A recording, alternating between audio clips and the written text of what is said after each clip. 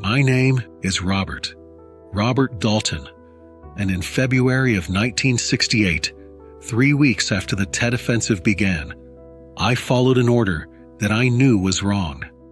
An order that violated everything I thought I believed in. An order that turned me into something I swore I'd never become. And I followed it anyway.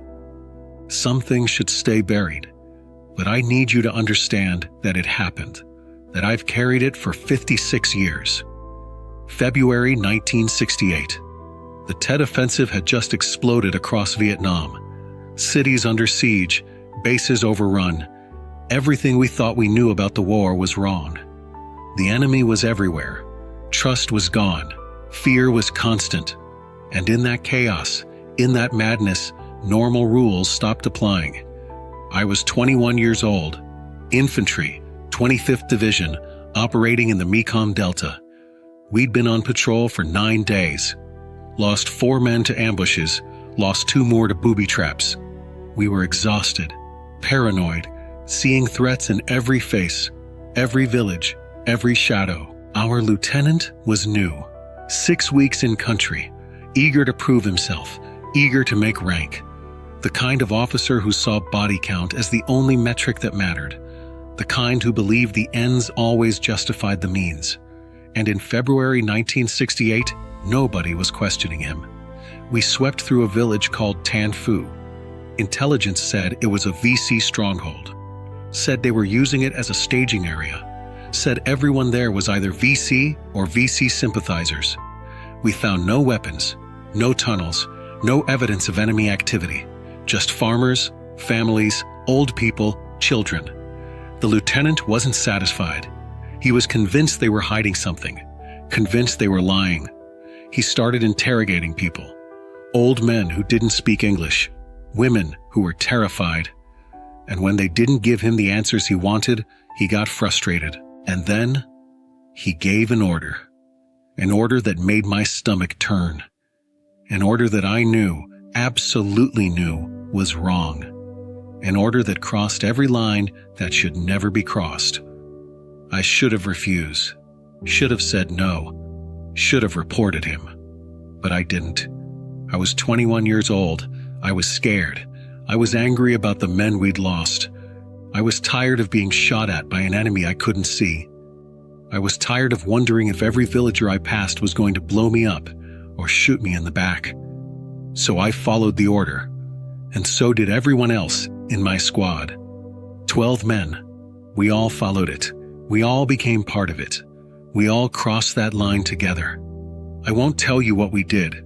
I can't. But I'll tell you this. When it was over, when the village was silent, when we moved out and left Tan Phu behind, I looked back, and I saw what we'd done, saw what we'd become. And I knew, right then, that I'd lost something I could never get back. Nobody reported it. The lieutenant wrote it up as a combat action, enemy casualties, successful operation. Command didn't question it. Nobody investigated. It just became another entry in a war log that nobody would ever read. We never talked about it. Not that day, not the next, not ever. It was like it never happened, like we all agreed to forget. But you can't forget something like that. You can bury it, you can deny it, you can lie about it, but you can't forget it. 2 weeks later, the lieutenant was killed. Sniper, single shot, clean. Some of the guys said it was karma. I didn't say anything. I just thought maybe God was starting to settle accounts, and I wondered when my turn would come. I came home in December 1968, got out of the Army, went back to Ohio, tried to build a normal life, got a job, got married, had kids.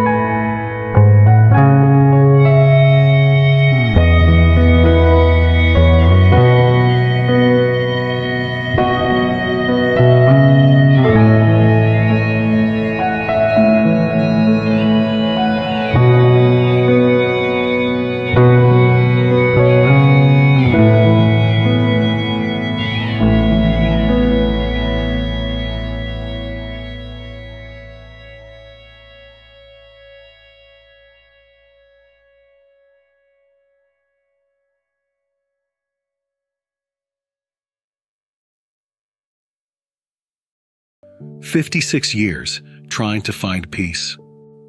And I haven't found it, because deep down, I know the truth. I wasn't forced. I had a choice.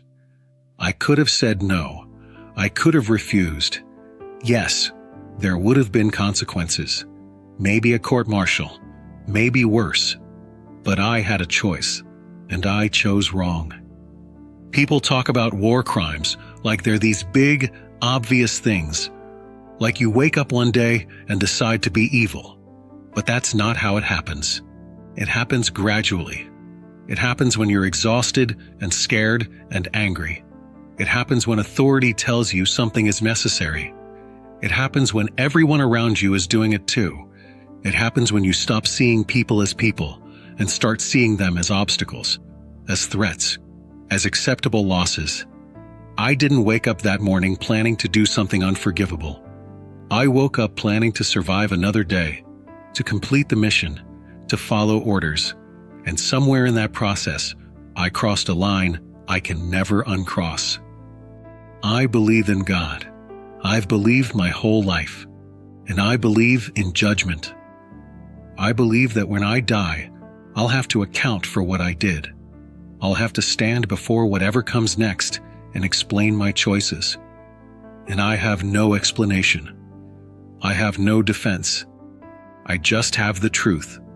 I did it. I chose it. And I've carried it ever since. Some people say everyone deserves forgiveness, that God forgives all sins, that mercy is infinite.